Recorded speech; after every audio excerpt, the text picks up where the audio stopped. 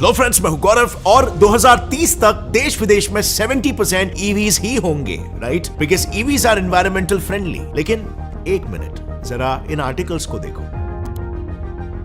As you can see, इनका तो कुछ और ही कहना है। द नॉर्वेगियन यूनिवर्सिटी के इस रिसर्च के मुताबिक ऑन रोड आने से पहले ही एक EV 13,608 kilogram carbon dioxide already emit कर चुकी होती है, जिसके चलते हर साल 36,000 लोगों की जानें चली जाती है। यानी जहां पर सभी देश ईवी को ग्रीन एनर्जी सोर्स समझ रहे हैं, यही ईवी असल में ग्रीन हाउस इफेक्ट को ट्रिगर कर रही है। सो इसका सोल्यूशन क्या है गाइस?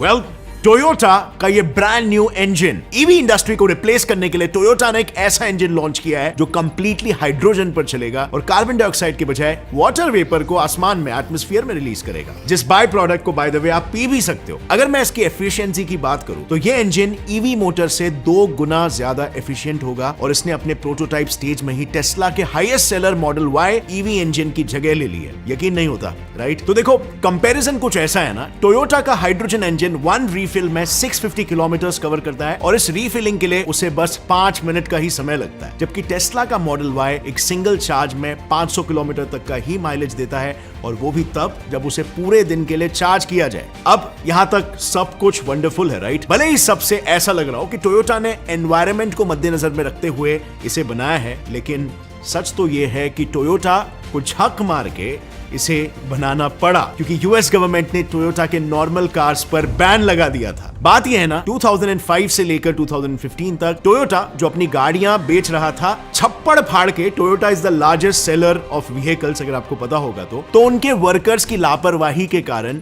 बिना उनकी गाड़ियों के टेल पाइप्स में कोई भी सुधार किए वो 10 सालों तक गाड़ियां मार्केट में बेचते रहे। और फिर जैसे ये बात US environment protection agency EPA की नजर में आई, उन्होंने इस इशू के रिगार्डिंग टोयोटा से डिटेल्ड इन्वेस्टिगेशन की रिपोर्ट मांगी, जिसे टोयोटा प्रोवाइड नहीं कर पाया, और इसके नतीजे में यूएस गवर्नमेंट ने उन पर क्लीन एयर एक्ट को वायलेट करने के चार्जेस लगा दिए और साथ ही कार्बन एमिशन के आंकड़ों में हेराफेरी करने के आरोप में भी उन्हें $180 मिलियन के फाइन को भरने का अल्टीमेटम दे दिया। अब टोयोटा की स्थिति कुछ ऐसी हो गई थी कि अगर वो ये फाइन नहीं भरते तो उनकी गाड़ियों पर बैन लग जाता, और फाइन भरते तो ऑब्वियसली उन्हें हेवी मॉनेटरी लॉस होता, और वैसा ही कुछ हुआ भी। अगले ही 2 सालों में इनके सेल्स ड्रास्टिकली डिक्रीज होने लग गए, and to make situations even worse, 2020 में कोविड आ गया और सब ऑटोमोबाइल कंपनीज ने एनवायरनमेंट को सीरियसली लेना शुरू कर दिया। लेकिन इस सब के बावजूद टोयोटा का मेजर फोकस अभी भी नॉर्मल कंबशन इंजन्स पर ही था। कोई ना इनोवेशन की उन्हें सूझ रही थी। सो टोयोटा की सेल्स वापस से 20% से गिर गई, जिसने बजाया अलार्म।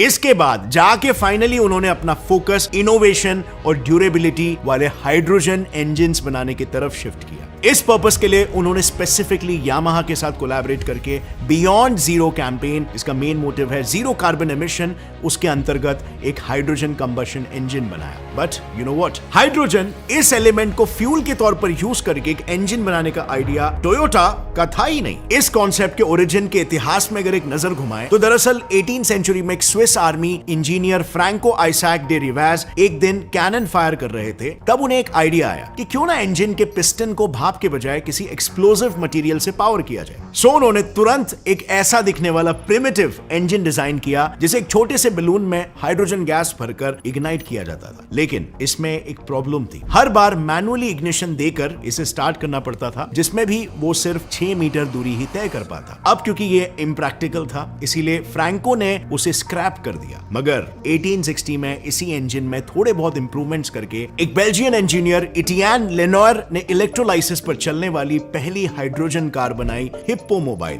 अब क्योंकि इलेक्ट्रोलाइसिस के लिए इलेक्ट्रिसिटी लगती है जो इन टर्न फॉसिल फ्यूल से आती है, इसीलिए सब कन्वीनियंटली फॉसिल फ्यूल्स पर ही शिफ्ट हो गए, और इससे 2 टाइप के फॉसिल फ्यूल पर चलने वाले इंजन्स इजाद हुए, डीजल और पेट्रोल इंजन्स, जिनकी वजह से हाइड्रोजन इंजन का कॉन्सेप्ट बस थियरी ही बनकर रह गया अंटिल 1966 तक, क्योंकि ये वो साल था जब जनरल मोटर्स कंपनी ने रॉकेट फ्यूल टेक्नोलॉजी को नॉर्मल कार्स में इस्तेमाल करने का सोचा, और फिर अपोलो मिशन के क्रायोजेनिक हाइड्रोजन टैंक से इंस्पिरेशन लेकर उन्होंने पहली हाइड्रोजन फ्यूल सेल कार बनाई, इलेक्ट्रोवैन नाम से। लेकिन the most unfortunate part was ये गाड़ी किसी चलते फिरते हाइड्रोजन बॉम्ब से कम नहीं थी, क्योंकि इसमें हाइड्रोजन और ऑक्सीजन गैसेस के सिलेंडर्स थे, and as we all know hydrogen plus oxygen is equal to deadly combination, क्योंकि दोनों भी इनफ्लेमेबल गैसेस हैं। पर चलो मान लेते हैं कि इनके पास उसका सोल्यूशन था भी, पर फिर भी इसे चलाने के लिए कह लो एक रॉकेट साइंटिस्ट साइंटिस्ट होना जरूरी था, because just look at this, इसका डैशबोर्ड किसी रॉकेट कंट्रोलर से कम नहीं है।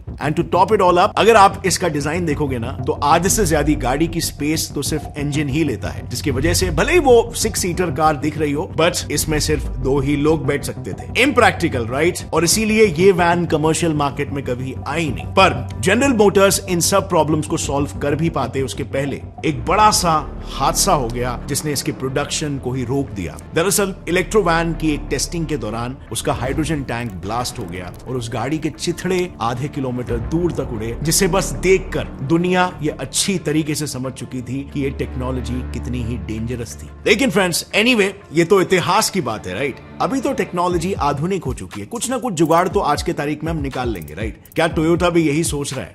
क्या रीजन है टोयोटा इस इतने खतरनाक टेक्नोलॉजी को वापस से मार्केट में ला रहा है? ऐसा क्या इलाज टोयोटा ने निकाल लिया है जिससे कि ये गाड़ियां, ये इंजन्स ब्लास्ट प्रूफ हो जाए? वेल, इन प्रॉब्लम्स को टैकल करने के लिए टोयोटा ने उस वैन में जितने भी प्रॉब्लम्स थे उन्हें एक एक करके सॉल्व करना शुरू किया, स्टार्टिंग फर्स्ट विद सेफ्टी। सो इसके लिए सबसे पहले उन्होंने हाइड्रोजन लीक का प्रॉब्लम सॉल्व किया। बेसिकली इलेक्ट्रो वैन में हाइड्रोजन टैंक्स एल्यूमिनियम और स्टेनलेस स्टील से बने होने की वजह से लीक करते थे क्योंकि उनकी टेंसाइल स्ट्रेंथ कम थी। तो इस प्रॉब्लम को टैकल करने के लिए टोयोटा ने एक ऐसा मटेरियल चूज किया जिसकी टेंसाइल स्ट्रेंथ ज्यादा होने के साथ साथ वो मटेरियल लाइट वेट भी हो, और वो मटेरियल था कार्बन फाइबर, जिसकी मदद से जहां पहले के टैंक्स 3000 पीएसआई का प्रेशर झेल सकते थे, वहीं ये टैंक्स 10,000 पीएसआई का प्रेशर आराम से टॉलरेट कर सकते हैं। इन टैंक्स को फिट करके 2014 में टोयोटा ने सबसे पहली commercial hydrogen fuel cell car launch की, टोयोटा मिराई। लेकिन ये मॉडल काफी पॉपुलर होने के बावजूद भी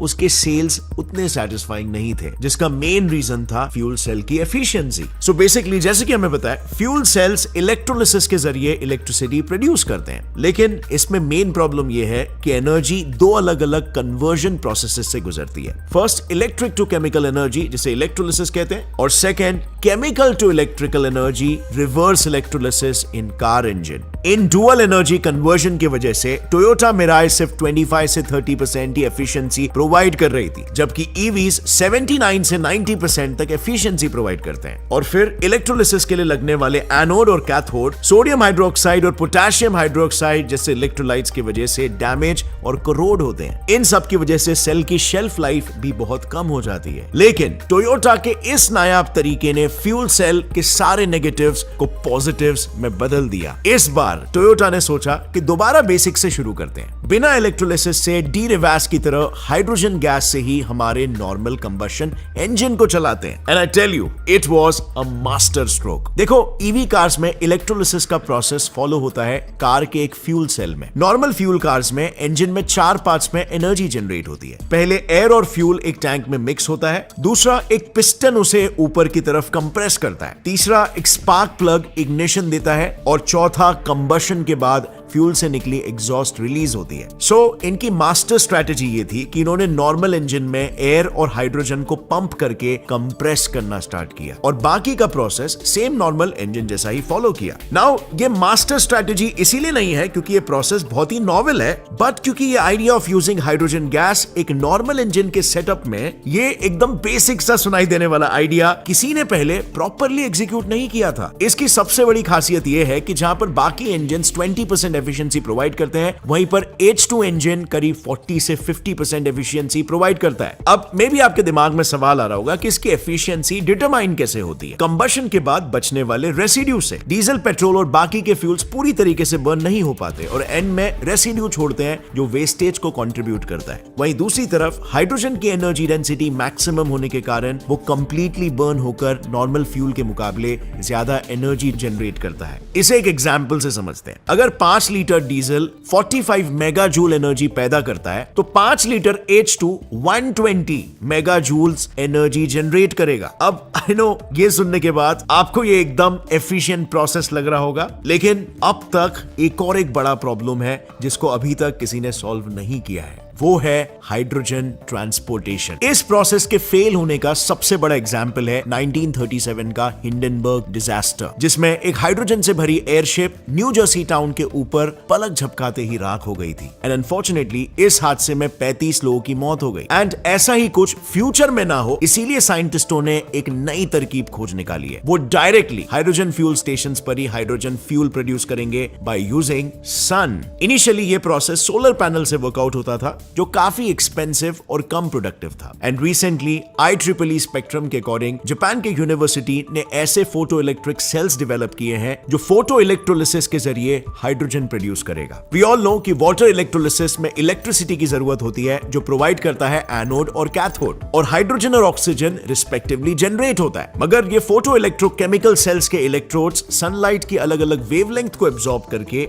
हाइड्रोजन और ऑक्सीजन को सेपरेट करेंगे। इस प्रोसेस में एनोड को टाइटेनियम डाइऑक्साइड जो एन टाइप फोटो कैटलिस्ट है उससे, और कैथोड को सिलिकॉन कार्बाइड जो पी टाइप फोटो कैटलिस्ट है उससे डोप किया गया है। अब जैसे ही सन से रेडिएशंस इस सेल पर गिरते हैं, इसमें लगा हुआ टाइटेनियम डाइऑक्साइड यूवी रेस को एब्जॉर्ब करता है, क्योंकि इसके इलेक्ट्रॉन्स यूवी एनर्जी पर एक्साइट होते हैं, और फिर ये एक्साइटेड इलेक्ट्रॉन्स एनोड से कैथोड तक करंट के फॉर्म में फ्लो करके इलेक्ट्रिसिटी जनरेट करते हैं। और इसी मेथड को हाइड्रोजन स्टेशन पर H2 प्रोड्यूस करने के लिए इस्तेमाल किया जाने वाला है। ऑल इन ऑल ये इंजन इतना ज्यादा एफिशिएंट है कि देखते ही देखते ये पूरे ईवी इंडस्ट्री को रिप्लेस करने की पोटेंशियल रखता है। और अब फ्रेंड्स, इतनी नॉवेल टेक्नोलॉजी होने के बावजूद भी टोयोटा हाइड्रोजन इंजन्स के साथ ही नॉर्मल इंजन्स को भी बेहतर बनाने की कोशिशें कर रहा है। एंड गेस व्हाट, इसमें भी ये सफल हो रहे हैं। और अब वो कैसे? वेल, इस पर ऑलरेडी मैंने एक डिटेल वीडियो बनाया है, अब यहां पर क्लिक करके उसे देख सकते हो। काफी इंटरेस्टिंग टेक्नोलॉजी है और शायद फ्यूचर में हमें ऐसे कार्स देखने को मिलेंगे। और अगर फ्रेंड्स इस वीडियो से आपको कुछ भी नया सीखने मिला, एक लाइक जरूर ठोकना। Get set by science channel को सब्सक्राइब कर लो और बेल नोटिफिकेशन दबाओ, क्योंकि ये चैनल आपकी नॉलेज को बढ़ाएगा। As always friends, stay curious, keep learning